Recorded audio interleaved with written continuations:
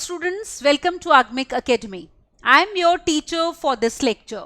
In this lecture, we are going to discuss NCERT exemplar problems class 12th and the chapter will be relations and functions. Alright, ये पहला chapter है उसमें, तो उस chapter के बेटा exercise 1.3 के कुछ MCQs हम discuss करने वाले हैं इस lecture में, जिसको करने से आपके रिलेशंस के और फंक्शंस के जो अलग अलग टॉपिक्स हैं, जैसे one onto functions, inverse of a function, composite functions, तो ये सारे कॉन्सेप्ट्स आपके रिवाइज हो जाएंगे. ऑलराइट, तो स्टार्ट करते हैं. But before we begin, don't forget to subscribe to our channel so that you get timely notifications on the upcoming video lectures बेटा. ऑलराइट, तो देखो यहाँ पे, तो जैसे मैंने कहा था कि हम उसके 1.3 एग्जाम्पलर के बेटा एमसीक्यूज डिस्कस कर रहे हैं इस लेक्चर में, तो वो स्टार्ट होते हैं क्वेश्चन नंबर 28 से बेटा. Is it alright?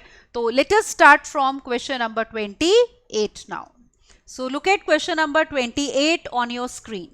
तो देखो क्वेश्चन नंबर 28 ये है, let T be the set of all triangles in the Euclidean plane in let relation R on T be defined as, कि अब देखो टी में ट्राइंगल्स हैं तो ए और बी भी हमारे ट्राइंगल्स हैं, तो एक ट्राइंगल दूसरे से तब रिलेटेड है if A is congruent to B where A and B belong to T, that means these are triangles. तो आपने बताना है ये relation reflexive but not symmetric, transitive not symmetric, equivalence क्या होगा. इसका मतलब इस रिलेशन में आपने सारी चीजें चेक करनी है, रिफ्लेक्सिव, सिमेट्रिक एंड ट्रांजिटिव. तो करते हैं स्टार्ट.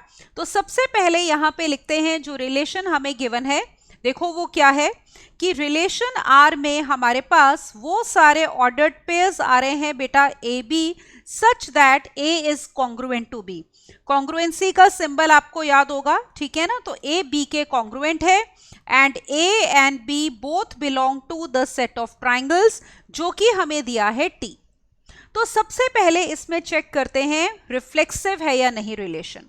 तो रिफ्लेक्सिव चेक करने के लिए आप ये सोचो, क्या हर ट्राइंगल खुद के कॉन्ग्रुएंट होता है?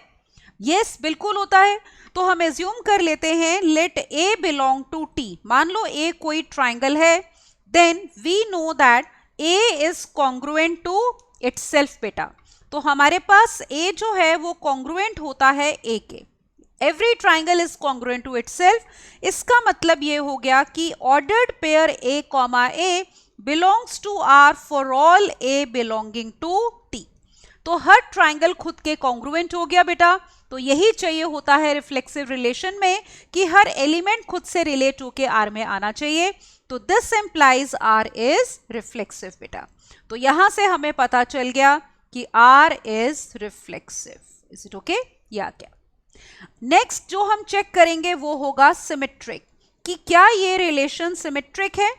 अब देखो कोई भी रिलेशन सिमेट्रिक कब होता है कि अगर उसमें ऑर्डर्ड पेयर ए बी है तो उसका रिवर्स बी ए भी होना चाहिए. तो एज्यूम कर लेते हैं let ordered pair A B belong to R. इसका मतलब ये हो गया कि A is congruent to B, जिसमें ए और बी क्या है बेटा? ट्राइंगल्स हैं, दोनों ही सेट टी को बिलोंग करते हैं. अब आप सोचो कि अगर एक ट्राइंगल दूसरे के कॉन्ग्रुएंट है तो ऑब्वियसली दूसरा पहले के कॉन्ग्रुएंट होगा, इजंट इट? तो if A is congruent to B, this implies B will be congruent to A. इसका मतलब ये हो गया कि ऑर्डर्ड पेयर बी ए जो है वो बिलोंग करेगा आर को. तो जब जब ए बी कर रहा है बेटा आर को बिलोंग, तब तक बी ए बी आर को बिलोंग करता है. This implies R is symmetric. तो ये जो हमें रिलेशन दिया था वो हमारा सिमेट्रिक भी हो गया. Is it alright? Now let us check, क्या ये रिलेशन हमारा ट्रांजिटिव है. तो अब हम चेक करते हैं weather this relation is transitive और नॉट. Is it okay? अब देखो ट्रांजिटिव के लिए क्या होता है कि अगर हम ये एज्यूम कर लें कि let A B comma B C belong to R, मतलब ऐसे दो ऑर्डर्ड पेयर्स लेने होते हैं जिनमें एक की सेकेंड एंट्री दूसरे की फर्स्ट एंट्री के इक्वल है. तो अगर ए बी बी सी हैं और हमें मिलता है कि A C also belongs to R, तो ये रिलेशन हो जाएगा ट्रांजिटिव. अब अगर ए बी देखो आर को बिलोंग करता है, इसका मतलब हो गया कि A is congruent to B and B और सी भी, बी कॉमा सी आर को बिलोंग कर रहा है, that means triangle B is congruent to C. Is it all right? यहां पे देखो ए बी सी तीनों ही किसको बिलोंग करते हैं? टी को, which is the set of triangles. अब एक ट्राइंगल अगर दूसरे के कॉन्ग्रुएंट है, दूसरा तीसरे के कॉन्ग्रुएंट है, तो ऑब्वियसली फर्स्ट वाला थर्ड के क्या होगा? कॉन्ग्रुएंट होगा. तो this implies that A will be congruent to C. और अगर ए सी के कॉन्ग्रुएंट है, this implies ordered pair A C R को बिलोंग करता है. तो जब जब A B comma B C कर रहा है, तब तब ए सी आर को बिलोंग करता है.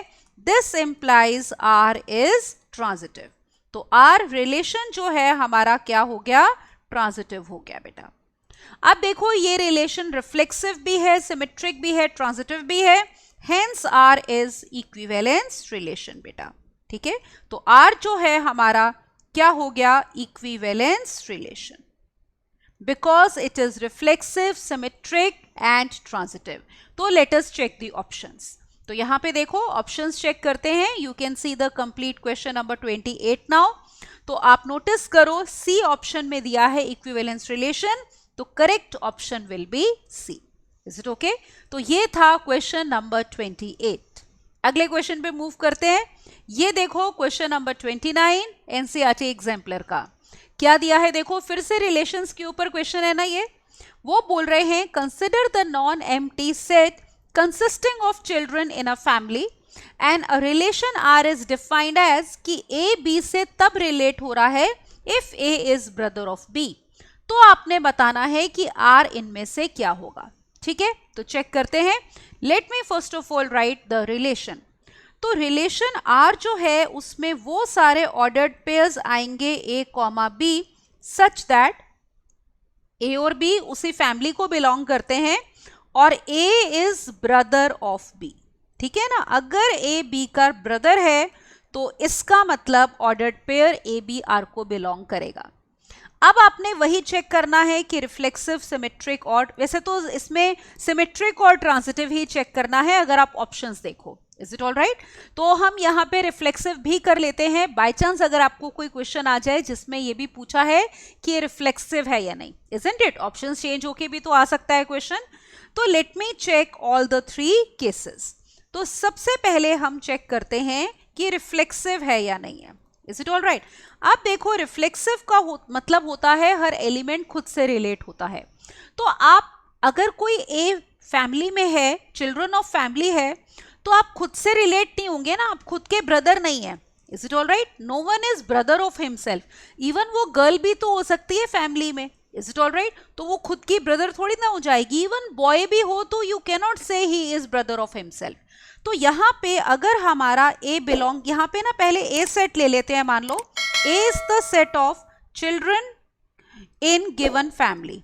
Is it all right?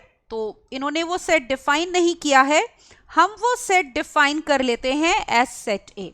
तो मान लो स्मॉल ए बिलोंग करता है ए को, तो आप ये नहीं कहोगे कि A is not brother of ए. ठीक है ना, तो ए खुद का ब्रदर नहीं होगा बेटा, ये हो जाएगा नॉट ब्रदर ऑफ ए.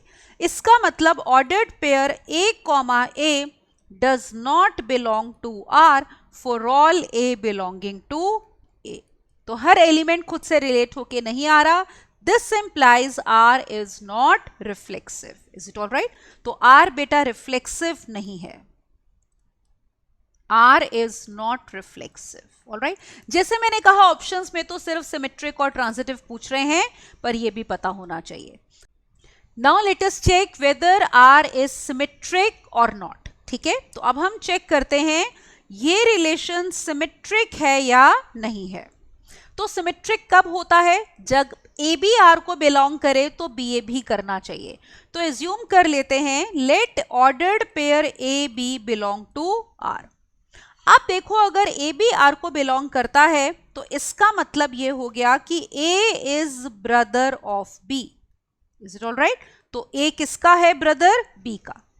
तो क्या हर बार बी भी ए का ब्रदर होगा? क्या ये जरूरी है?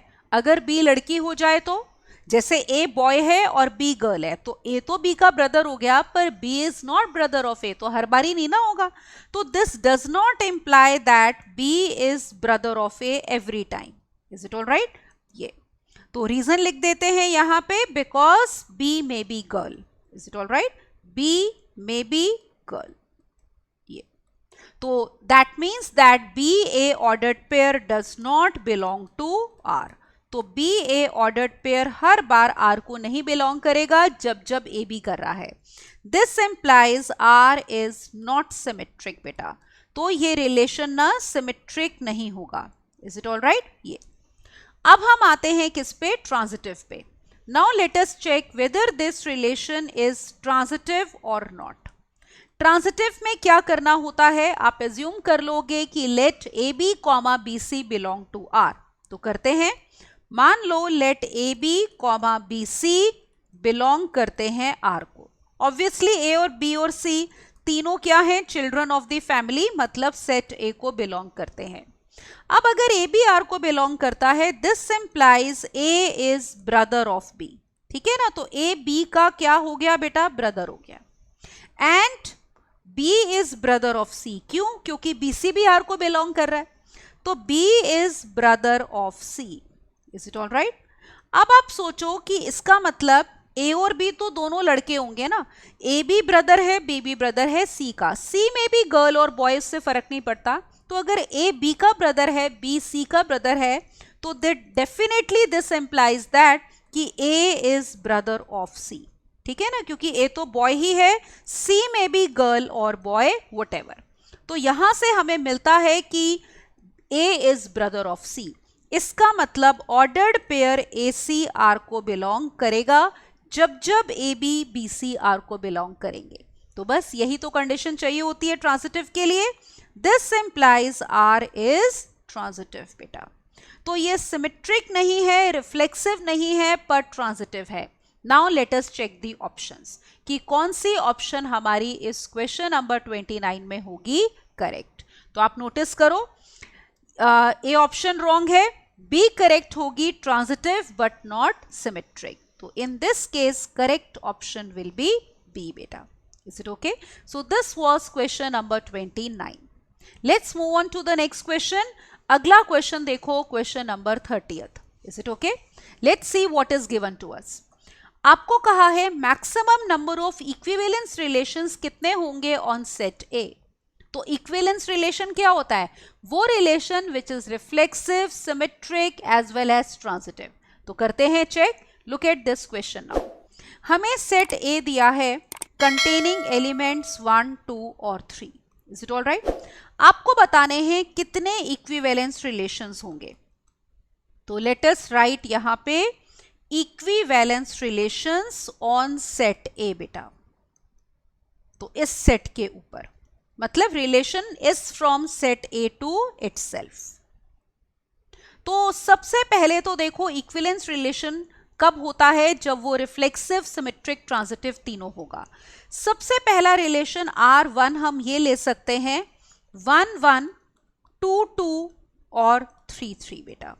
रिफ्लेक्सिव है तो हर एलिमेंट खुद से रिलेट होके आना चाहिए, तो ये 3 एंट्रीज तो आनी ही चाहिए।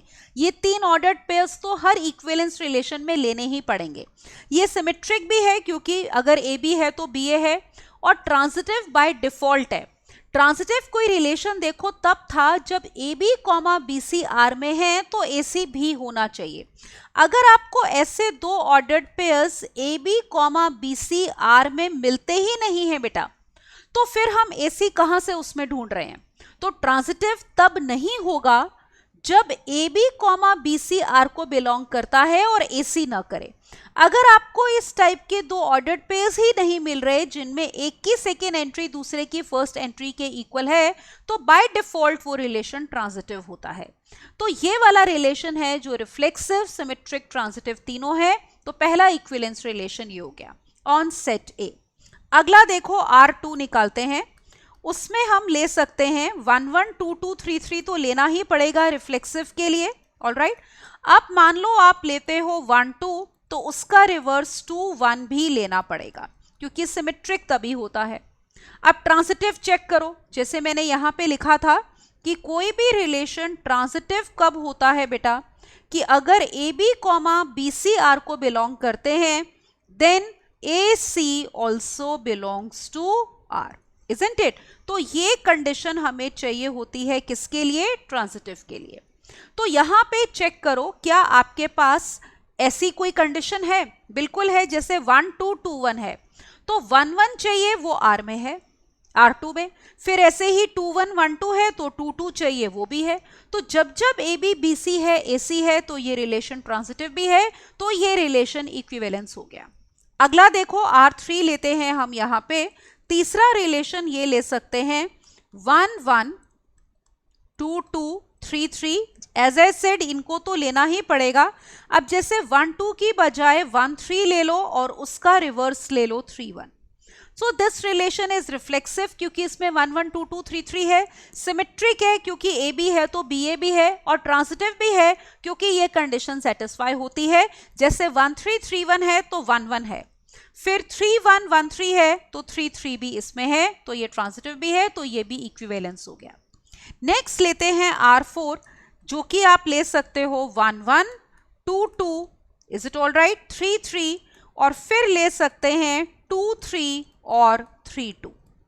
ये भी हमारा रिलेशन क्या होगा? इक्विवेलेंस, क्योंकि रिफ्लेक्सिव है, 1 1 2 2 3 3 है, 2 3 3 2 अपोजिट है, सिमेट्रिक भी है। और देखो ट्रांसिटिव, अगर ये कंडीशन देखें 2 3 3 2 है तो 2 2 प्रेजेंट है यहां पे, और अगर आप ऐसे देखो 3 2 2 3 तो 3 3 भी है। तो ये वाला रिलेशन भी हमारा क्या हो गया बेटा? इक्विवेलेंस। एक और आखिरी इसमें इक्विवेलेंस रिलेशन आएगा, कौन सा? वो देखो R5, जिसमें कंप्लीट सेट ए क्रॉस ए आएगा। तो वो एंट्रीज होंगी हमारी 1 1 1 2 2 ले लो पहले, 1 1 2 2 3 3, then we take 1 2 2 1, is it okay? अब 1 3 लिया है तो ऑब्वियसली 3 1 लेना पड़ेगा। अब देखो अगर आप सिर्फ इतनी एंट्रीज लेते ना तो ये ट्रांसिटिव नहीं है। क्यों? ऑब्जर्व करो, जैसे 2 1 1 3 है पर इसमें 2 3 नहीं है, इजंट इट? तो ट्रांसिटिव अभी नहीं है, तो हम इसमें लेते हैं 2 3, तो उसका रिवर्स 3 2 भी लेना पड़ेगा। तो this is complete set A cross A. A cross ए में 9 एलिमेंट्स होंगे ना, तो देखो ये सारे के सारे 9 एलिमेंट्स आ गए, तो ये भी एक इक्विवेलेंस रिलेशन है, because it is reflexive, symmetric and transitive.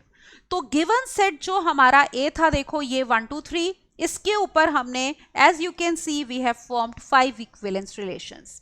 तो यहाँ पे इस क्वेश्चन में देखते हैं कौन सी ऑप्शन हमारी करेक्ट होगी। तो 5 इज डी ऑप्शन, तो here D option will be correct, is it okay? तो ये था हमारा question number 30th। Let's move on to the next question now. अगला क्वेश्चन देखो 31st, again it is based on relations. आपको कहा है अगर relation on set 1 2 3 is defined as, कि रिलेशन में एक ही एलिमेंट है 1 2, तो ये आर क्या होगा? रिफ्लेक्सिव, सिमेट्रिक, ट्रांसिटिव, या इनमें से कुछ भी नहीं? तो ये देखो, सबसे पहले तो हम सेट ए से डिनोट कर लेते हैं इस सेट को 1 2 और 3। अब रिलेशन आर आपको ऑन सेट ए दिया है कंटेनिंग ओनली 1 ऑर्डर्ड पेयर 1 2। सबसे पहले देखो कि ये रिफ्लेक्सिव तो नहीं है, क्योंकि उसके लिए 1 1 2 2 3 3 चाहिए होते हैं। तो पहला पॉइंट हम ये लिखते हैं कि इट इज नॉट रिफ्लेक्सिव। क्यों रिफ्लेक्सिव नहीं है बेटा? रीजन ये है बिकॉज 1 1 2 2 इजंट इट, और 3 3 जो हैं वो आर को बिलोंग नहीं करते। हर एलिमेंट खुद से रिलेट होके आना चाहिए, जो कि इस केस में नहीं आ रहा है, तो ये रिलेशन बेटा हमारा रिफ्लेक्सिव नहीं है। अब चेक करो कि ट्रांसिटिव है या नहीं। तो देखो पहले सिमेट्रिक चेक कर लेते हैं, चलो। तो पहले सिमेट्रिक देखते हैं, ये सिमेट्रिक भी नहीं है, क्योंकि सिमेट्रिक में क्या था कि अगर ए बी है तो बी ए होना चाहिए। सिमेट्रिक इसलिए नहीं है क्योंकि ऑर्डर्ड पेयर 1 2 तो आर को बिलोंग करता है बेटा, बट ऑर्डर्ड पेयर 2 1 उसका रिवर्स आर को बिलोंग नहीं करता। तो दिस इज नॉट सिमेट्रिक। अब हम चेक करते हैं कि ये ट्रांसिटिव है या नहीं। अब देखो ये ट्रांसिटिव है, इट इज ट्रांसिटिव। क्यों ट्रांसिटिव है ये? क्योंकि इसमें कोई भी दो ऑर्डर्ड पेयर्स उस टाइप के हैं ही नहीं। तो रीजन ये है it is transitive because there are no two ordered pairs, there are no two ordered pairs of the form, कैसी form, A B comma B C, जिसमें एक की सेकेंड एंट्री दूसरे की फर्स्ट एंट्री के इक्वल हो। तो A B comma B C, तो इसमें कोई भी दो ऑर्डर्ड पेयर्स नहीं है, they are no two ordered pairs of the form in R. तो अगर दो ऑर्डर्ड पेयर्स ही नहीं है तो हम एसी ढूंढने की बात कैसे कर सकते हैं? ऑलराइट, अगर ए बी बी सी होते हमें एसी नहीं मिलता तो बोलते हैं नॉट ट्रांजिटिव। जैसे मैंने एक पिछले क्वेश्चन में भी बताया कि अगर ऐसे दो ऑर्डर्ड पेयर्स हैं ही नहीं बेटा तो फिर हम बाय डिफॉल्ट उसको क्या बोलेंगे? ट्रांजिटिव। तो it is not reflexive, it is not symmetric, but it is transitive. तो देखते हैं कौन सी ऑप्शन इस क्वेश्चन में हमारी करेक्ट है। तो आप देखो ट्रांजिटिव है बी, तो यहां पे correct option will be B. Is it okay? तो बी ऑप्शन हमारी करेक्ट आएगी। Alright, let's see the next question now. अगला क्वेश्चन ये है, again it is on relations. Let us define a relation R in R. अब R in R का मतलब ये आर से रिलेशन डिनोट कर रहे हैं। इस आर को हम ऐसे समझ लेते हैं, मान लो ये ऐसे डबल लाइन डाल के समझ लो, तो this is set of real numbers. तो ये रिलेशन रियल नंबर्स में है और ए बी से रिलेट तब हो रहा है where A B are real numbers if A is greater than और इक्वल टू बी। तो आपने बताना है ए इक्विवेलेंस है, रिफ्लेक्सिव, सिमेट्रिक, ट्रांजिटिव है या नहीं। तो let me write the relation first of all. तो यहां पे ये सेट जो आर है that is set of real numbers. Alright, तो इससे ऐसे डिनोट कर लेते हैं डबल लाइन डाल के बेटा, ताकि आर आर में कंफ्यूजन ना हो। तो रिलेशन आर ये है हमारा जिसमें वो सारे ऑर्डर्ड पेयर्स आएंगे ए बी सच दैट एक तो ए और बी दोनों ही रियल नंबर्स हैं and A is greater than और इक्वल टू बी। मतलब फर्स्ट एंट्री सेकेंड एंट्री के या तो इक्वल हो जाए या होनी चाहिए बड़ी। तो सबसे पहले चेक करते हैं reflexive, weather this relation is reflexive और नॉट। अब आप देखो, हम एज्यूम कर लेते हैं, मान लो ए कोई भी रियल नंबर है, तो हर रियल नंबर जो है वो खुद के इक्वल होगा ना, then A is equal to A. तो इसका मतलब हम ये कह सकते हैं ये इनइक्वालिटी सेटिस्फाई हो रही है, क्योंकि इसका मतलब है या तो दोनों इक्वल हो जाएं या पहली एंट्री दूसरी से बड़ी हो जाए। तो इक्वल है, इसका मतलब ordered pair A comma A will belong to relation R for every a belonging to real numbers. This implies R is reflexive बेटा। तो R हमारा हो गया यहाँ पे reflexive. Got it? अब चेक करते हैं सिमेट्रिक, पहले सिमेट्रिक है या नहीं। तो सबसे पहले चेक कर लेते हैं अब सिमेट्रिक। सिमेट्रिक में क्या होता है कि अगर ए बी है तो बी ए बिलोंग करना चाहिए। तो एज्यूम कर लेते हैं let A comma B belong to R. इसका मतलब क्या हुआ कि ए इज ग्रेटर देन और इक्वल टू बी। क्या अगर ए ग्रेटर देन और इक्वल टू बी है तो बी ग्रेटर देन और इक्वल टू ए होगा? नहीं। तो हम कहेंगे this does not imply that B is greater than और equal to A. Why? Reason दे देते हैं। जैसे मान लो ए को ले लो आप 3 और बी को ले लेते हैं 2। तो यहां पे 3 इज ग्रेटर देन और equal to 2 but 2 is not greater than और इक्वल टू 3 बेटा, ये हो जाएगा। Is it all right? तो a ग्रेटर देन और equal to b does not imply b is greater than और equal to a every time. This implies b a does not belong to r every time. तो जब भी A B R को belong करता है तो B A हर बार नहीं करेगा। This implies R is not symmetric बेटा। तो ये रिलेशन हमारा सिमेट्रिक नहीं है। अब क्या चेक करना है? तीसरा केस, दैट मीन्स ट्रांजिटिव है या नहीं है। तो चेक करते हैं weather this relation is transitive और नॉट। तो ट्रांजिटिव के लिए हम एज्यूम करते हैं पहले दो ऑर्डर्ड पेयर्स किस टाइप के, A B comma B C R में है। तो let us assume ordered pair A B comma B C belong करते हैं किसको? आर को। दिस implies बेटा A is greater than or equal to B and B is greater than or equal to C. और A, B, C तीनों क्या हैं? Real numbers हैं बेटा. All three belong to set of real numbers. Is it okay? अब देखो अगर A B से बड़ा है, B C से बड़ा है, तो इसको इनइक्वालिटी को इकट्ठा करके भी तो लिख सकते हो ना ऐसे. तो ऑब्वियसली अगर A B से बड़ा है, B C से बड़ा है, अगर इक्वलिटी भी हो गई तो भी A C के या तो इक्वल होगा या उससे बड़ा. तो this definitely implies that A is greater than or equal to C every time A is greater than or equal to B and B is greater than or equal to C. This implies that ordered pair AC R को belong करता है. तो this implies R is transitive बेटा. ठीक है, तो R कैसा relation है? ट्रांजिटिव है. अब देखो ये इक्विवेलेंस नहीं है क्योंकि ये रिलेशन देखो सिमेट्रिक नहीं था, isn't it? ये रिलेशन रिफ्लेक्सिव था, ट्रांजिटिव था, ठीक है, लेकिन सिमेट्रिक नहीं है. ये देखो this relation was reflexive and transitive but not symmetric. तो इक्विवेलेंस तो नहीं होगा. तो हम चेक कर लेते हैं कौन सी ऑप्शन हमारी ट्रू आएगी. तो यहां पे ऑब्जर्व करो इक्विवेलेंस नहीं है, reflexive and transitive but not symmetric, obviously this is true. All right, तो यहाँ पे correct option हमारी कौन सी आ गई? B, because this is reflexive and transitive but not symmetric. All right, तो ये था question number 32. Now let us look at question number 33. A is the set containing elements 1, 2, 3 and we have to consider this relation which is relation from A to itself. तो आपको बताना है A reflexive, symmetric, transitive है या नहीं.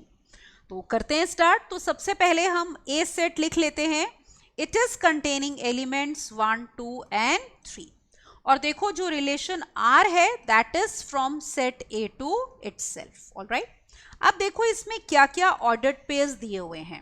We are given that R contains ordered pairs. ये देखो कौन से? 1, 1. Alright, then it contains 2, 2, then it contains 3, 3. अगली एंट्री दी है 1, 2, फिर हमें दिया है 2, 3 और फिर हमें दिया है 1, 3. Is it all right? हमें चेक करना है रिफ्लेक्सिव, सिमेट्रिक, ट्रांजिटिव है या नहीं है. Is it all right? तो चेक करते हैं. सबसे पहले देखो A सेट में 3 एलिमेंट्स हैं. रिफ्लेक्सिव तब होता है जब हर एलिमेंट खुद से रिलेट होता है, तो ये रिफ्लेक्सिव होगा. ठीक है, तो रिफ्लेक्सिव है बिकॉज 1, 1, 2, 2 और 3, 3 तीनों ही ऑर्डर्ड पेयर्स R को बिलोंग करते हैं. तो रिफ्लेक्सिव के लिए हर एलिमेंट खुद से रिलेट होके आना चाहिए. अब देखो इट इज नॉट सिमेट्रिक. क्यों सिमेट्रिक नहीं है बेटा? वो चेक करते हैं. क्योंकि आपको याद होगा सिमेट्रिक के लिए ए बी है तो बी ए होना चाहिए. एक भी काउंटर एग्जाम्पल काफी होता है. अब जैसे 1, 2 है पर 2, 1 नहीं है ना, तो एक एग्जाम्पल बहुत है. Because 1, 2 belongs to R but 2, 1 does not belong to R बेटा. Is it okay?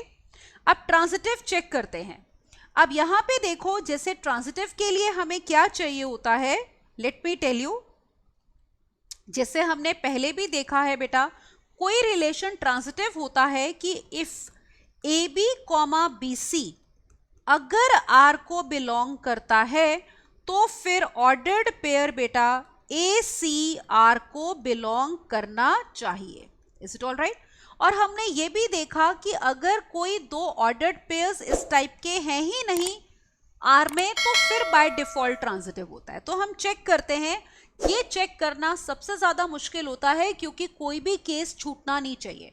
तो A B comma B C वाले केसेस चेक करो. जैसे 1, 1, 1, 2 है तो ऑब्वियसली 1, 2 है. फिर हमारे पास 1, 1, 1, 3 है तो 1, 3 है. फिर 2, 2, 2, 3 है तो 2, 3 प्रेजेंट है. फिर उसके बाद और देखो 3, 3 के साथ तो कुछ बनता नहीं है. इनके साथ देखो 1, 2, 2, 3 है तो 1, 3 होना चाहिए. तो 1, 3 हमें मिल रहा है.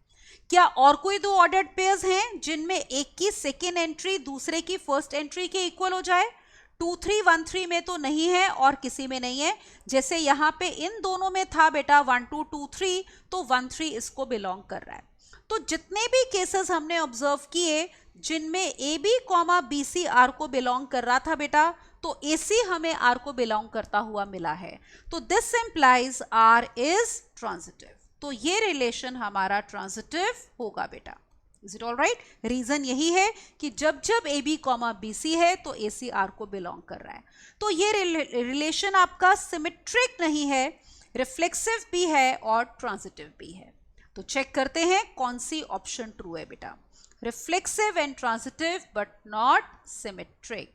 तो यहां पे देखो रिफ्लेक्सिव बट नॉट सिमेट्रिक, क्या ये बात ट्रू है? बिल्कुल ट्रू है। ये रिफ्लेक्सिव था पर सिमेट्रिक नहीं है, तो यहां पे हमारी ए ऑप्शन करेक्ट आ जाएगी। बाकी की ऑप्शंस नहीं करेक्ट है। Reflexive but not transitive wrong है क्योंकि रिफ्लेक्सिव भी है और ट्रांजिटिव भी है। फिर सिमेट्रिक एंड ट्रांजिटिव भी रॉन्ग है क्योंकि सिमेट्रिक नहीं है। फिर neither symmetric not transitive wrong है क्योंकि ट्रांजिटिव है, सिमेट्रिक नहीं है। तो इसीलिए ए ऑप्शन करेक्ट है कि it is reflexive but not symmetric. Is it okay? तो this was question number 33। Let's move on to the next question. अगला देखो क्वेश्चन नंबर 34। अब ये आपका बेस्ड है किसके ऊपर? बाइनरी ऑपरेशंस के ऊपर। हमें कहा है the identity element for this binary operation on set Q होता है set of rational numbers accept 0। तो इसका मतलब ये सेट हो गया नॉन जीरो रैशनल नंबर्स का। तो ऑपरेशन डिफाइंड है A star B is A B upon 2 where A B are non zero rational numbers. तो आपने बताना है इसमें आइडेंटिटी एलिमेंट क्या होगा। Is it all right? तो देखते हैं, लेट अस ऑब्जर्व दिस। तो ऑब्जर्व करो यहां पे। सबसे पहले तो हम ऑपरेशन डिफाइन करते हैं यहां पे कि ए स्टार बी क्या है। यहां पे देखो, we are given a star b to be a into b upon 2 where a और b बेटा दोनों ही बिलोंग करते हैं q माइनस 0 को, मतलब नॉन जीरो रैशनल नंबर्स को। अब आइडेंटिटी एलिमेंट होता क्या है बेटा? e से हम यूजुअली डिनोट करते हैं, आपको याद होगा। तो e is called identity element. Is it all right? e is called identity element if a star e all right is equal to e star a और दोनों ही किसके इक्वल हो जाएं? a के। और यहाँ पे a और e दोनों ही इस सेट में होने चाहिए जो आपको सेट गिवन है non zero rational numbers. All right? तो ऐसा एलिमेंट e जो होगा that will be called as identity element. तो यहां पे हम ये कंडीशन अप्लाई करते हैं, देखो इस डेफिनेशन को यूज करते हुए। तो A star B is A into B by 2, तो ए स्टार ई हो जाएगा A into E by 2। Similarly E star A will be E into A by 2 and this should be equal to A. तो ये दोनों तो same ही है क्योंकि आपको पता है नंबर्स में, रैशनल नंबर्स में या रियल नंबर्स में कॉम्यूटेटिव होता है मल्टीप्लीकेशन। तो इन दोनों को इक्वेट कर लेते हैं। We get a into E is 2 times a। अब देखो आपका a नॉन जीरो है, देख रहे हो ना? तो a और e इस सेट को बिलोंग कर रहे हैं, मतलब a भी नॉन जीरो है और e भी नॉन जीरो है। तो आप a को कैंसिल कर सकते हो।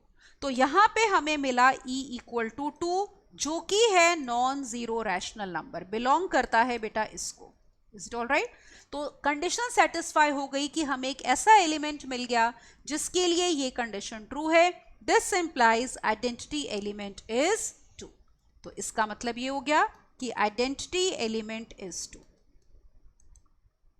ऑलराइट? तो let us check which option is correct. तो देखते हैं इस क्वेश्चन में हमारा आइडेंटिटी एलिमेंट 2 आ रहा है। तो आप देखो यहां पे सी ऑप्शन में 2 गिवन है, तो correct option will be C. तो सी ऑप्शन यहां पे आएगी। तो ये था question number 34। Let's see the next question now. अगला क्वेश्चन देखते हैं, क्वेश्चन नंबर 35। अब आपका ये जो क्वेश्चन है ये फंक्शंस के ऊपर है कि ए सेट में अगर 5 एलिमेंट्स हैं, सेट बी हैज 6 एलिमेंट्स, तो number of 1-1 onto mappings कितनी होंगी ए से बी में। ठीक है?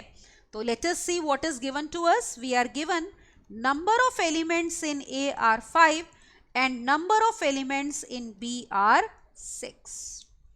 अब देखो सबसे पहली बात कि जब हम 1-1 onto मैपिंग्स की बात करते हैं ना, तो उसमें A और B में सेम नंबर ऑफ एलिमेंट्स होने चाहिए। Is it all right? मतलब अगर फंक्शन बाइजेक्टिव है, 1 1 भी है और ऑन टू भी है, तो यहां पे हम ये लिखते हैं for 1 1 and onto functions f, is it all right, जिसमें f है आपका a से b में, ठीक है, number of elements in a should be equal to number of elements in b। ये होने चाहिए। क्यों होने चाहिए? आप ऑब्जर्व करो, जैसे मान लो हमारे पास a में बेटा n एलिमेंट्स हैं, ये सेट a है, a1 a2 an, is it all right? और सपोज b में भी हमारे पास set b also contains n elements, say b1 b2 bn, तभी फंक्शन 1 1 ऑन टू बनेगा।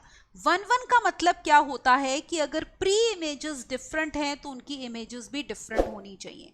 जैसे a1 अगर b1 से रिलेट हुआ है तो a2 को b1 से रिलेट नहीं होना। तो a1 को रिलेट करने के लिए जैसे आपके पास n वेज हैं बेटा, किसी भी n एलिमेंट से आप रिलेट कर सकते हो। तो जब a2 को रिलेट कर रहे हो तो आप b1 नहीं लोगे, क्योंकि 1 1 है ना, दो डिफरेंट एलिमेंट्स की इमेज सेम तो आएगी नहीं। तो a2 को रिलेट करने के लिए आपके पास n-1 वेज हो जाएंगे। इसी तरह से a3 के लिए n-2 और आखिरी एलिमेंट an के लिए हमारे पास एक ही वे बचना चाहिए, ताकि हर एलिमेंट रिलेट हो जाए, तभी तो ऑन टू भी बनेगा। फंक्शन ऑन टू कब होता है? जब b का हर एलिमेंट बेटा किसी ना किसी की इमेज बन जाए। और क्योंकि डिफरेंट एलिमेंट्स की डिफरेंट इमेज चाहिए, तो हर एक की इमेज डिफरेंट भी चाहिए, और हर एक बी में किसी न किसी की इमेज भी बने। तो ऐसा तो तभी पॉसिबल है जब ए और बी में सेम नंबर ऑफ एलिमेंट्स हो जाएं। तो यहाँ पे अगर हम इस केस में देखते हैं तो हमारे पास देखो कितने हमारे पास 1 1 ऑन टू फंक्शंस बन गए, इनको मल्टीप्लाई कर लो। तो इस केस में this implies number of bijective functions, 1 1 onto जो दोनों होते हैं उनको क्या बोलते हैं बेटा? Bijective functions. तो ये हो जाएंगे n into n minus 1 into 1, that is n factorial.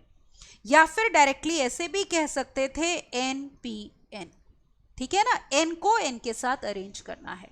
तो यहां पे आप नोटिस करो a में 5 एलिमेंट्स हैं, b में 6 एलिमेंट्स हैं। तो इस पर्टिकुलर क्वेश्चन में बेटा जो हमें दिया है, we have number of elements in A is not equal to number of elements in B.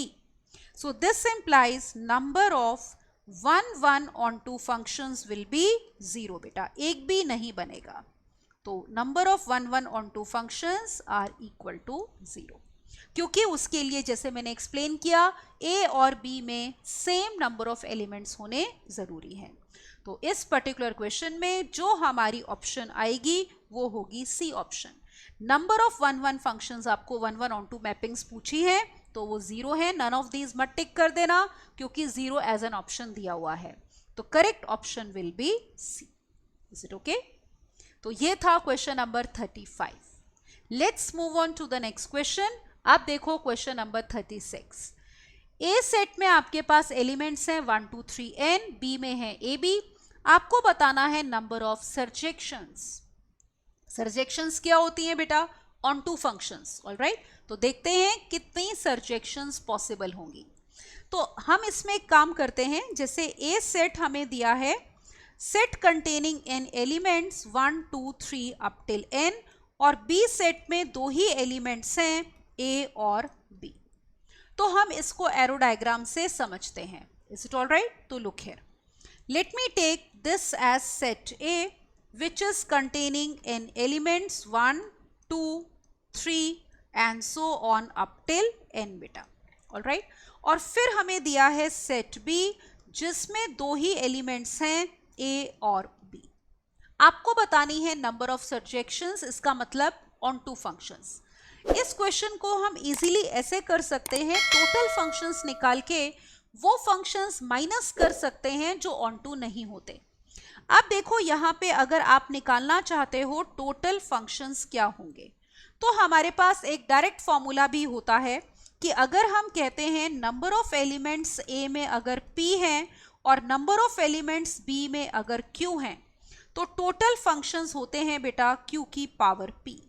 तो टोटल फंक्शंस हो गए यहाँ पे ए में हमारे पास ये n एलिमेंट्स हैं और b में कितने एलिमेंट्स हैं टू, तो q की वैल्यू हो गई 2 और p की n, तो it is 2 raise power n। ऐसा क्यों?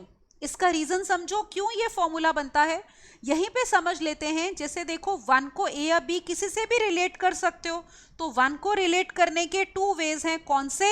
a या फिर, इसको मैं नीचे लिखती हूं जस्ट अ मोमेंट, तो 2 वेज देखो क्या है, a या फिर b, ठीक है ना। 1 को a या b से रिलेट कर सकते हो। इसी तरह अगला एलिमेंट लो 2, उसको भी रिलेट करने के 2 वेज हैं, again it can be related to a और b। सिमिलरली आखिरी एलिमेंट n को भी रिलेट करने के 2 वेज हैं।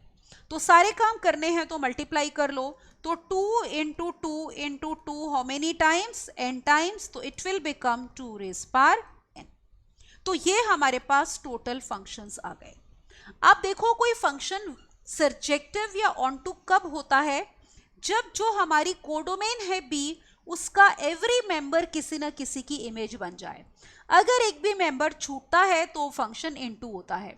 तो टोटल फंक्शंस हमारे ये आ चुके हैं। आप देखते हैं कि फंक्शन इनटू कब बनेगा, या ये कह लो नॉट ऑन टू कब बनेगा। तो नॉट ऑन टू फंक्शंस वो देखो हमारे पास कितने हो जाएंगे? 2 हो जाएंगे। 2 कैसे होंगे?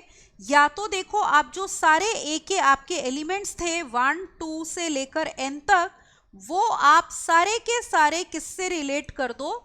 a से। ऑब्जर्व करो, जैसे 1 को भी रिलेट कर दिया a से, 2 को भी रिलेट कर दिया a से, n को भी, all elements are related to a। तो b किसी की इमेज नहीं बना, तो ये फंक्शन नॉट ऑन टू हो गया।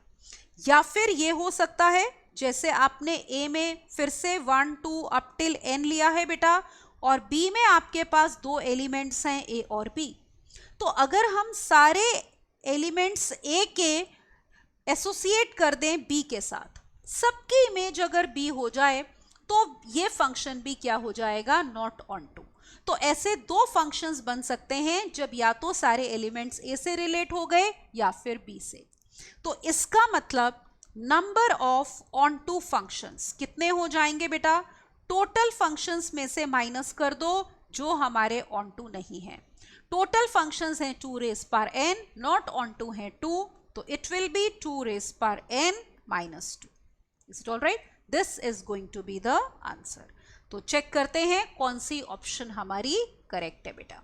तो यहां पे देखो इस क्वेश्चन में, this is question number 36, all right? So 2 raised power n minus 2 is B option। तो करेक्ट ऑप्शन हमारी हो गई यहाँ पे B। अगले क्वेश्चन पे मूव करते हैं। Look at now next question, question number 37। Is it okay? तो देखते हैं इसको कैसे करना है। अब यहाँ पे ऑब्जर्व करो, हमारे पास f फंक्शन दिया है फ्रॉम r टू r और defined by fx is equal to 1 by x। x is any real number, तो आपने बताना है f11 ऑन टू बाइजेक्टिव या नॉट डिफाइंड, इनमें से कौन सी ऑप्शन करेक्ट है। तो स्टार्ट करते हैं। सबसे पहले देखो हम लिखते हैं फंक्शन f जो है वो आपको दिया है r से r में और डिफाइंड है fx is equal to 1 by x। Is it okay? तो ये हो जाएगा।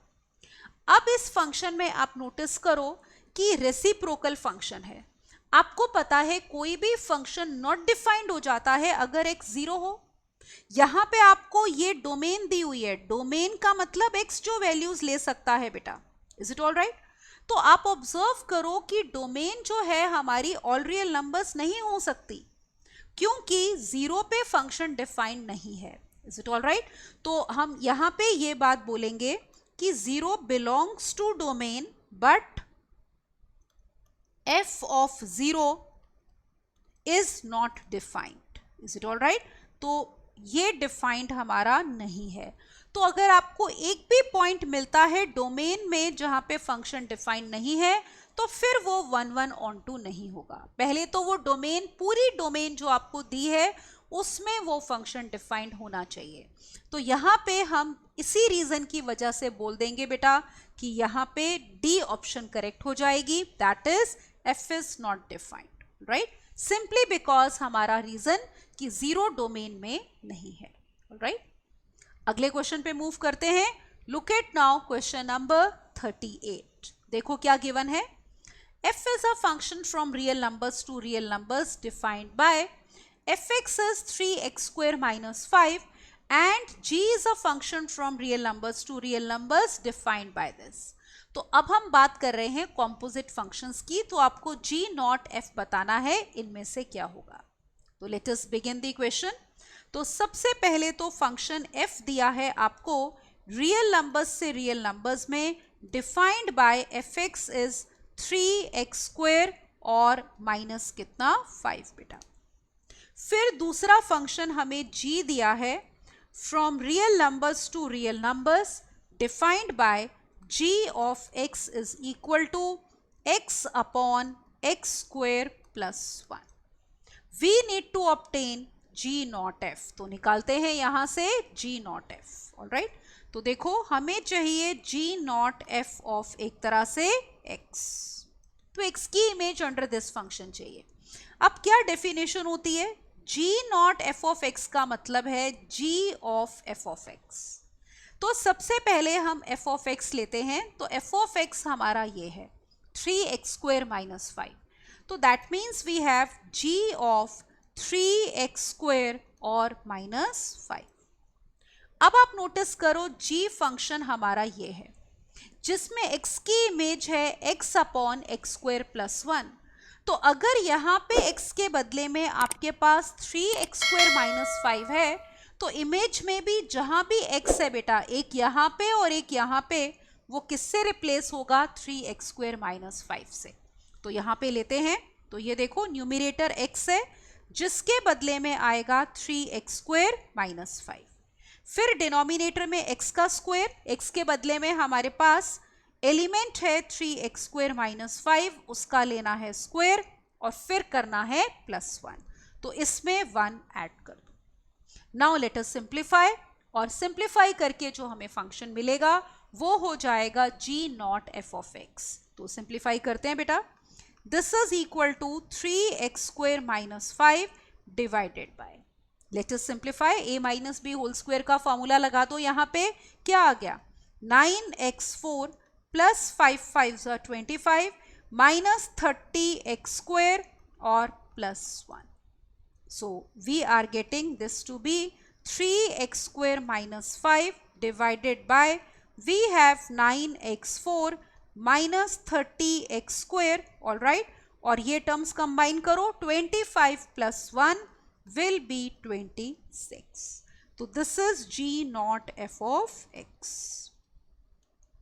तो अब हम चेक कर लेते हैं कौन सी ऑप्शन इज करेक्ट बेटा. तो फंक्शन हमारा ये आया है. Let us check. 3x square minus 5 upon 9x4 minus 30x square plus 26. All right. तो यहाँ पे देखो 3x square minus 5, 9x4 minus 30x square plus 26.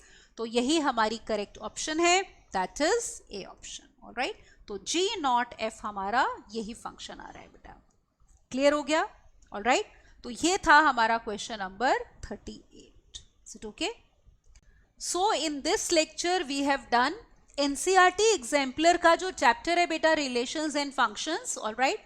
उसके हमने क्वेश्चंस किए हैं ऑब्जेक्टिव टाइप एमसीक्यूज किए हैं, मतलब कि फ्रॉम क्वेश्चन नंबर कहाँ से स्टार्ट किया था 28 से. ऑलराइट. तो ये हमने डिस्कस किया है 38 तक इस लेक्चर में बेटा. In the next lecture we will discuss from question number 39 onwards. Alright. So please stay tuned and keep practicing, क्योंकि प्रैक्टिस से ही, जब तक आप खुद नहीं करोगे बेटा तब तक आपको क्वेश्चंस पता नहीं चलेंगे सिर्फ सुनने से. और कभी भी आप क्वेश्चंस करो एमसीक्यूज तो पहले उस चैप्टर से रिलेटेड जितने भी कॉन्सेप्ट्स हैं वो अच्छे से जरूर रिवाइज कर लो. ऑलराइट. तो इस लेक्चर में इतना ही. Rest will continue in the next one. Please don't forget to subscribe to the channel so that you get timely intimation on the upcoming video lectures. Alright. So enjoy the benefit of our courses beta. Thank you and bye bye.